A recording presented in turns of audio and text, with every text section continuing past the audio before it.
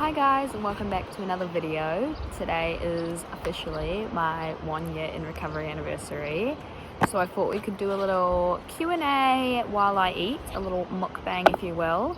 I've got this cute little salad-y kind of bowl thing with these 3 different types of salads. I've got a Moroccan chickpea thing, a tabbouleh kind of thing, and a lentil thing with some tahini and a green goddess dressing. So let's give it a little try, shall we?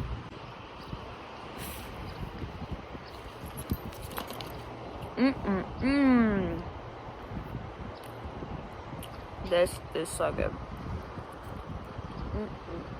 Okay, I'm just gonna start it off with one question I got asked a lot, which is just dealing with weight gain in general. Obviously that is one of the scariest parts of recovery, your changing body and all that. And honestly it was really freaking hard for me. For the initial weight gain, I feel like a big tip is just kind of not avoiding it, but trying to not focus too much on it, which for me was doing things like wearing baggy clothes, just getting rid of any tight clothes, anything that might not fit, just don't even bother trying it on, just get rid of it.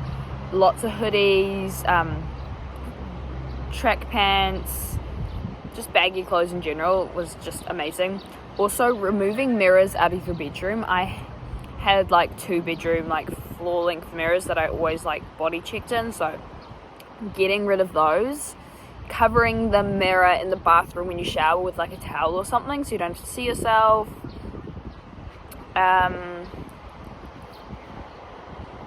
Just that kind of thing, so it's not, because at the start of your recovery your body you don't need to focus on that.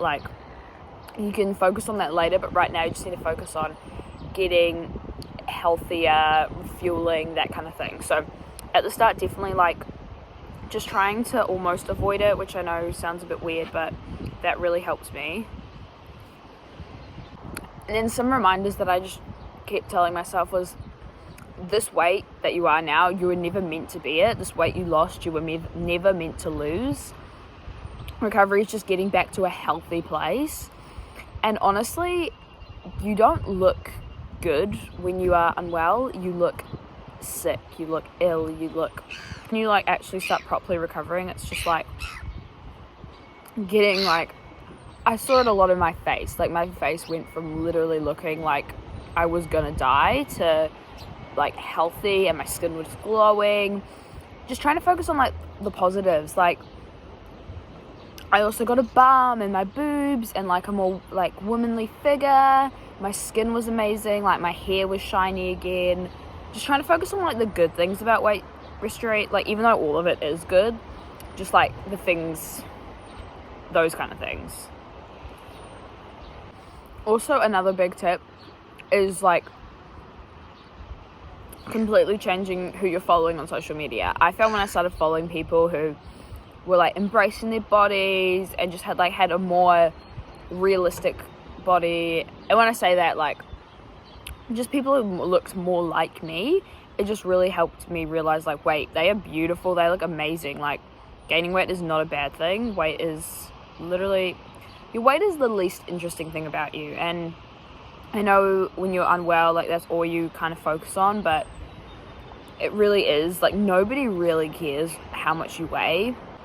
Next, there are a lot of questions about going all in. Did I go all in? How do you go all in? What is all in? So I basically just wanted to talk about that. All in is pretty much what it sounds. It's just going all in with recovery, stopping exercise completely, eating anything you want, that kind of thing. So for me, at the beginning, I did not go all in. There was definitely, I don't know, I wasn't restricting, but mentally there were things that I wanted that I wasn't allowing myself, but I was definitely doing recovery. I think it's really subjective. I think going all in is really a great way to do it, and I would definitely recommend it because it will be harder in the beginning, but you will get to a better place sooner because you're just ripping off the band-aid versus slowly peeling it off. I personally wish I did go in all in sooner, because it really did just like prolong my recovery process. But you know, I don't regret anything because I'm where I am now. If you do it, you have to just, I know it's hard, but you can't like do it for a day and then restrict again, and do it and then restrict and like bounce back and forth. Like, if you do it, you have to commit and keep going, and I promise you it does get easier. That was another question everyone asked, was, does recovery actually get easier? Like, now that I'm a year in, do I think it's still really hard, or does it get easier? And definitely it gets so much easier.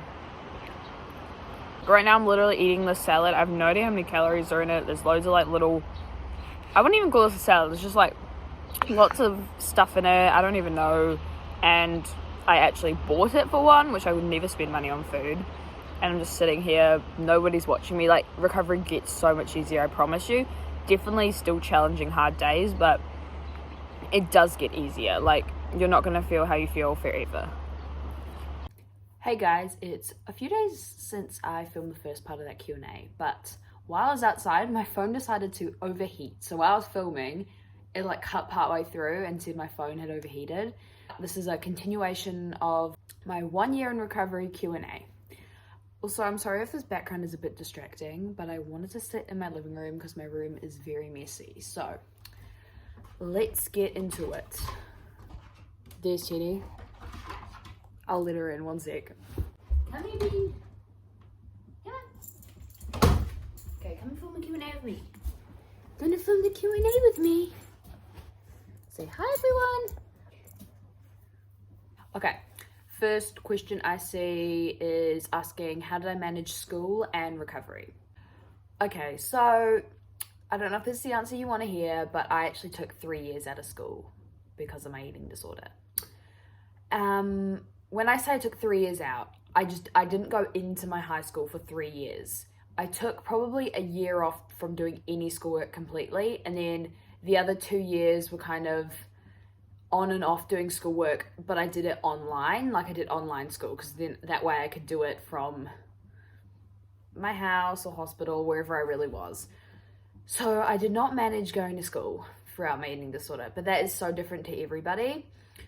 When I was able to start going back to school, originally my mum came and sat with me every lunchtime to eat lunch with me, because one, she didn't trust me to eat it by myself, and two, I just hated eating in front of anyone else. So that is a little tip, but also it did kind of prolong my getting back into normal life a bit. But on the other hand, I don't know if I was in a stage where I could have actually eaten. So I don't know, it kind of a bit of a toss-up. But I guess once I was back in school, I don't know, I just guess I really wanted to stay in recovery to be able to be at school, be able to be a normal human, a normal teenage girl. Came down to the point was, would I rather stay at home all day long by myself, or would I rather go into school and like see my friends and learn and just be normal? So it kind of came like, okay, I'm going to choose to go to school, and that means I'm going to have to face fears and challenge myself, but it was just worth it. Next, how do I tell my friends and family about my eating disorder? Quite a few of you messaged me this, and I can understand how hard it is. I feel like it is such a good stage to know you have an eating disorder. Like, for me, I was in denial for so long that my friends and family came to me to ask if I was okay. Like, I didn't have to go and ask them or tell them about anything, because I was just in denial. But the fact that you're like aware and self-aware enough is a really good step. My biggest tip for whenever I want to have like uncomfortable conversations or anything, I always either I text it or I write a letter and give it to them. In-person talking is really scary to me. So I would recommend like writing a message, like texting or writing a note saying, hi, and just kind of like, hey mum, I just wanted to say, like, I'm really struggling with food at the moment, and just kind of putting all your feelings out on the paper or the text, and then just like sending it or giving it to them, and just like distracting yourself right away and pretending like, okay. And then I guess like the ball's in their court now. Like, you don't have to be the one scared about what's going to happen. Like, they now know, and what they do has nothing to do with you, it's them. So if they react poorly, it is nothing to do with you, it's all to do with them, so keep that in mind. I feel like once people know what's going on, it definitely just does make things a lot easier, because you do have people to support you and keep an eye on you. Doing it alone is really hard, so it's really important you do tell people. Ooh, titty's lying on my notebook. I need to look what the next one is. Okay, I know this is probably not the answer everyone wants, but I got a lot of questions about like getting your period back. When did I get my period? How long did it take to get my period? Etc, etc. So obviously I don't want to trigger anyone, but I got my eating disorder, it first developed when I was about 12. So I hadn't even had a period, and I'd never started my menstrual cycle when I got unwell. So then obviously being unwell, my body just physically couldn't have a period, and I just didn't treat it right. And I feel really sorry for little Ella and my poor body and what it's been through, but I can't go back and change anything now. Anyway, so I never got my period, and then I've been in recovery for a year now, and I still have not had my period. About 6 months in, I thought I had somewhat of a period. It was definitely not a period. I don't know what it was. And then a couple months ago, I don't want to be TMI, this might be gross, but I had what I thought was a period again. It was like really dark and like kind of like a cleaning out of my womb vibe period. But I don't know, again, like if it was a period or my body just doing something random. So as of now, no, I have not got my period back. I'm 1 year in recovery. I'm fully weight restored and have been for probably 6 months now, I think, and I still don't have a period. And at first I was so happy I hadn't had it, because it just made me feel like, oh, I actually was unwell, like, oh, it made me feel valid and all this stupid stuff, when an eating disorder has nothing to do with any physical things, because it is a mental disorder. Now I'm just like, I want it back. I want my body to trust me and feel like I'm looking after it. So I am patiently waiting getting my period back. It's just taking its time, and I'm just trying to be gentle on my body, and I know it's going to come. So while I'm waiting, I'm just trying to find the positives, soaking up the last few months, hopefully, of me not bleeding, because obviously a period is not the most pleasant thing to experience, but it's also beautiful and a celebration of your body. So I'm just waiting for that to happen. Next, do you actually need therapy in recovery? This is hard, because I know for a lot of people, getting professional help is just not an option, because services are so overbooked. It's expensive. Medical professionals don't give you any time of day unless you fit the certain box of unwell, and that just drives me up the wall, because eating disorders are mental illnesses.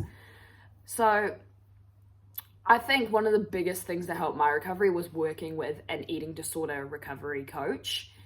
The one I used this amazing woman. She's called Millie Thomas. I will leave her Instagram link down below. She lives in the Gold Coast, Australia, and I live in New Zealand, so we like Zoomed, and she Zoom calls all her clients. So I think wherever you are in the world, like, you could work with her. I know she was very expensive, and I'm very aware that I'm very privileged that I was able to access her help. My family wasn't actually able to fund it. Like, we had to get government funding for it. And I know that, again, that is very privileged that I was able to get that kind of help. So I'm very grateful for that. But she helped me so much. Before that, I don't know. I feel like I just wasn't in a place. Like, I had a lot of therapists and people and psychologists try to help me when I was still really unwell and in denial of my eating disorder and didn't want to get better. And obviously none of that really helped, because I just didn't want to hear it. I didn't want them to be there. I didn't want to be there either. So at the start of my recovery, it did not help at all, because I didn't want it. I pushed it away, and honestly, I think it might have prolonged how ill I was, because I was just trying to deny everything people were telling me for so long. So in the start, definitely not. But I feel like once you're in a place where you actually want recovery, I think it is really beneficial to get a therapist, or ideally an eating disorder recovery coach, but a therapist or anything. I know I've never used BetterHelp, but I've heard a lot of people talk about BetterHelp, and they do deal with eating disorders on there. I have looked at that. So I think that is a great option because it is affordable and it is online if your family is able to do that. But if not, just please use social media to your advantage. These days, we're so lucky that we have so much information and people out there. There are so many eating disorder recovery pages out there that can help you. I use Instagram a lot in my recovery and still do to this day, and it has helped me probably just as much as an eating disorder recovery coach. It's just amazing. So use that to your advantage. Did you get extreme hunger and how did you deal with it? Yes, I got extreme hunger. I was one of those people. I probably didn't get extreme hunger until about 6 months in, 7 months. Between 6 and 8 months, I wasn't getting extreme hunger. And there were two parts of me. One part of me was like, oh my God, maybe I was never that unwell because I didn't get extreme hunger. And then the other part of me was like, yay, I didn't get extreme hunger. I don't have to eat lots. And then I hit about between 6 and 8 months, I got hit by extreme hunger. And at first it was very hard to deal with because I was just like, this is so weird. Like, I don't know, because I feel like that's when your body finally starts to like try and like develop hunger cues, because for so long you were suppressing your appetite that your body just didn't know what the heck was even going on. And then after you're like properly fueling it for at least a few months, it's gonna start, your hunger and mental cues are gonna start kicking up again and you will get hungry. I'm not saying everybody's gonna get mental hunger. Like, it is not, if you don't get it, it doesn't mean you were any less ill. You've just got a different recovery journey and a different body, so obviously things are going to be different. But I did, and at first it was weird because I was like, what even is this? But the more I like talked to my therapist and learned about it, I realized not listening to it is only going to prolong the extreme hunger and how long it takes for you to recover. Like, the sooner you just like start honoring it and listening to it, the sooner you can get back on with your life and your body can trust you and you can get into a healthier relationship with food. So for me, it usually kicked in during the nighttime. And for me, I found this quite helpful for me because after I ate like a lot of food, I could just go to sleep. And then in the morning, I felt like it was a fresh start. How to deal with it, you've just got to honor it. You literally have to honor it. Having easy to eat foods around, like I had so many bowls of cereal. I'm still obsessed with cornflakes. Snack bars, ice cream bars, like pudding, yogurt, granola, crackers, chips, literally anything. And if you have extreme hunger, you cannot just eat like 7 apples. You've actually got to honor your cravings. Otherwise, you'll end up eating 7 apples still feeling ravenous because it's part of mental hunger as well. And then you'll end up just eating even more, and then you'll feel really physically and comfortably full. So if you're feeling extremely hungry and you're like, I really just want ice cream right now, go for the ice cream. And if you end up eating more than that, that's absolutely fine. Like, you can't put a number on it. Still, even now, have days when I do get extreme hunger, but it's very far and few between. So it's definitely dying down, but I still get days when I'm just ravenous. But I feel like, honestly, that is normal. Like, your body fluctuates hunger daily. Like, there's days when my brothers are so much more hungry than they are on other days. So maybe I don't even get extreme hunger anymore. I just get days when I'm hungrier than other days, and that's just normal.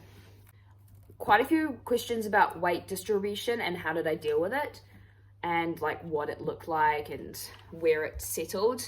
So for me, and I feel like a lot of people, it originally settles in your stomach and your thighs, just kind of like this general area.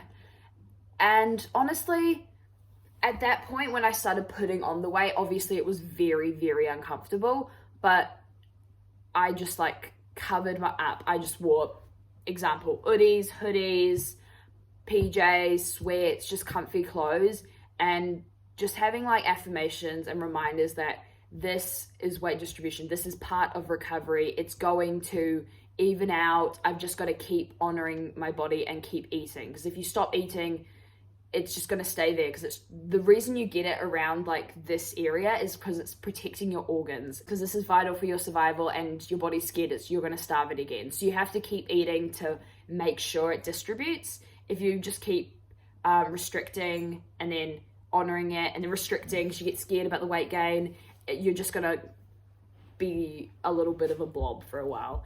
So you've just got to keep eating, and I promise you it will distribute. I think my weight distribution probably, think around 6 months as well. 6 months, I feel like it was fully distributed, and probably about 6 months. And once it had fully distributed, I think I'd gained majority of the weight I needed to gain. Maybe I've probably gained a bit more in the past 6 months, but majority of like my body changes happened in the first 6 months, I feel. How to deal with not feeling sick enough. This is a very common thing people deal with. I dealt with it a lot. And the reality is, you're never going to be sick enough. Nobody is ever sick enough for the eating disorder. Your eating disorder wants you dead. You're never going to be sick enough. And when I say that, you're never going to be sick enough for your eating disorder. The second you're having disordered thoughts, you are sick enough to deserve recovery. No healthy person is worried about feeling sick enough. You deserve recovery whether you lost lots of weight, or you've even gained weight, or you've made no physical changes. You deserve recovery if you've been to hospital, if you've not been to hospital. You deserve recovery if your friends and families has noticed something's wrong, and you deserve recovery if nobody's even noticed anything. Like, you deserve recovery no matter what. And I know it's hard to believe, but I promise you, you deserve recovery. Ooh, how am I right now? Right now, I'm doing pretty good. Honestly, eating disorder wise, my eating disorder, obviously I'm still dealing with it and I'm still in recovery, but it's no longer like consuming me or the main focus of my life. Like, everything I used to do revolved around recovery. Like, if I was going to hang out with friends, I had to think about what was I going to do if I was out over lunchtime, and I had to have a snack to make sure, and blah, blah, blah. Now I just kind of fit in meals. I know I've got to eat, and I fit in those meals when I can and eat what I want. I can eat majority foods now. Before, I literally, almost every food was a fair food. Now, there are foods that are a bit scary than others, but I guess I have still a couple fair foods that I haven't faced, but majority of foods aren't scary anymore. Like, I can eat pasta, I can eat cereal, I can eat ice cream. Like, there's a lot of foods that I used to not be able to eat, and now I can. So, honestly, main focus now is more so on, like, my depression and my anxiety, which I don't really talk about ever on my account. And if you ever if you want me to talk about them, I would love to share that also with you guys. But I am aware I do have an eating disorder recovery account, so I understand. Okay, I'm gonna answer these two questions because they're kind of linked together. First one is, what phase of recovery did I find the hardest, and when does it get easier? Hardest phase of recovery is probably around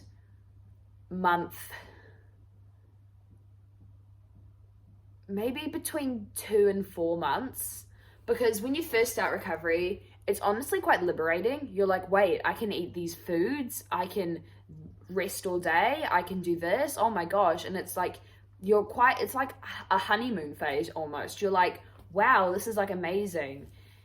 Even if it's like scary, it's still like quite liberating.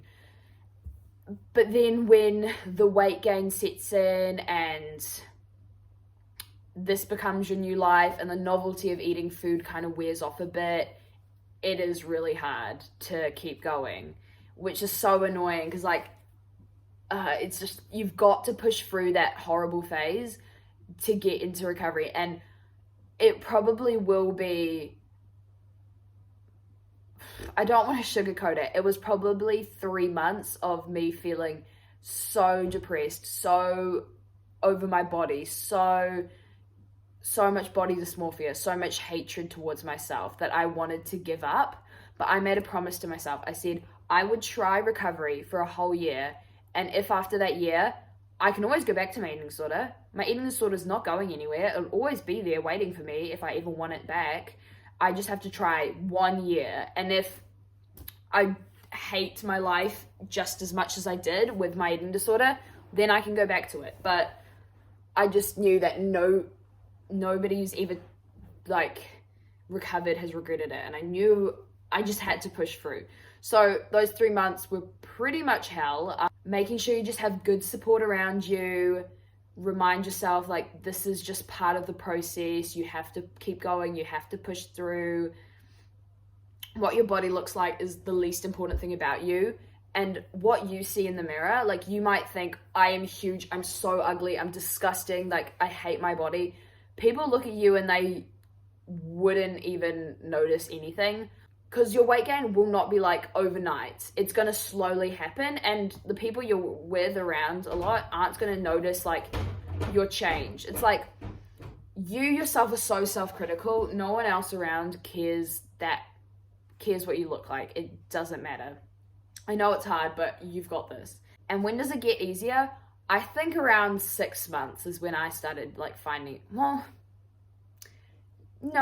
around 6 months, it started to feel easier. Like after that horrible, torturous, like 3-4 months, I was like, okay, this is recovery. Like I'm feeling better in my body. I've got a bit more of my life back, blah, blah, blah. Like obviously I still struggled after that point, but it started to get easier.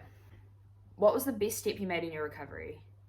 I honestly think it was making my recovery Instagram account. That account I feel like I owe my life to it. I don't know. Without it, I don't know how I would have got this far. Just posting on it, like even when I had like 10 followers, I'm such a people lover. I don't know. Is that the right way? Like I love others, and just making an account and kind of sharing. It was one, keeping myself accountable, but like two, I also really struggled with feeling selfish, and making an account and like trying to help others kind of made me feel like, okay, like if I'm doing recovery, like I can help other people. And with helping other people, it led to me helping myself and learning to love myself, because I was loving other people and helping other people. I don't know, just so much good has come from me having that account. It was, incredible. And then my friends eventually found it, and through that they've been able to support me even more, because they just understand what I'm going through, because I always struggle to talk about my eating disorder. So my account has been incredible for me. What would you tell someone who has just started recovery? Honestly, the tip I said before about give yourself a year. Promise yourself you'll try recovery. You'll really, really try recovery for a year. And if after that year you want to give up, you can. But you have to push and try for a whole year. Okay? You can't like half-ass it. You've just got to do it. I think going all in is amazing. I personally didn't go all in, but I think it is just a great way to kind of kickstart it and actually just do the damn thing and don't dilly-dally around, because I definitely dilly-dallied around for quite a while, and that kind of prolongs my recovery. Okay, this is a very long video, so I'm just going to answer one more question. What are your goals for your next year of recovery? I don't know if it's aiming too high to say I'll be fully recovered, because I know I used to ask this all the time when I was unwell, like, how long does recovery take? Because I was like, if I'm going to recover, like, I want it to be quick. I don't want to be feeling awful for ages. And everyone told me the same thing. It's so different depending on who you are. For some people, it could take 7 years. And for some people, it could take 6 months. It just depends who you are, how and what you struggled with, and there's so many factors.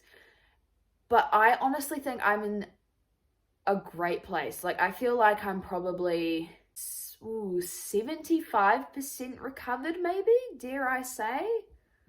I feel like I'm definitely over halfway there, and it's been a year, and I feel like in the next year I can fully recover.